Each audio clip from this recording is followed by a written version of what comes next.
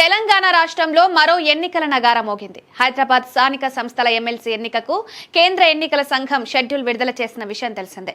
MLC MS Prabhakar పదవీ కాలం ఈ ఏడాది మే 1వ తేదీన ముగియనుంది.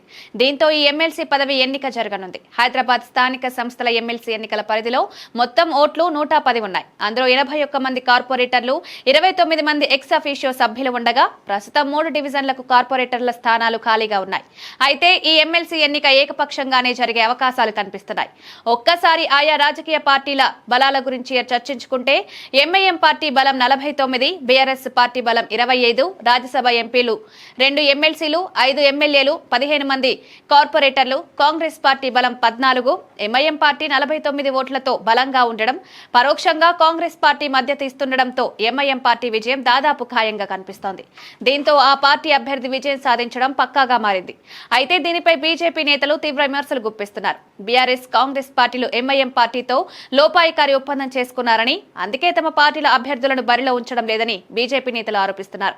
సరైన సంఖ్యాబలం లేని కారణంగానే పోటీ చేయడం లేదని ఆ 2 పార్టీలు ప్రకటించాయి. నామినేషన్ల దాఖలుకు ఏప్రిల్ 4వ చివరి తేదీగా నిర్ణయించారు. ఏప్రిల్ 23వ తేదీన పోలింగ్ జరగనుంది. ఏప్రిల్ 25వ తేదీన ఫలితాలు వెల్లడవనున్నాయి.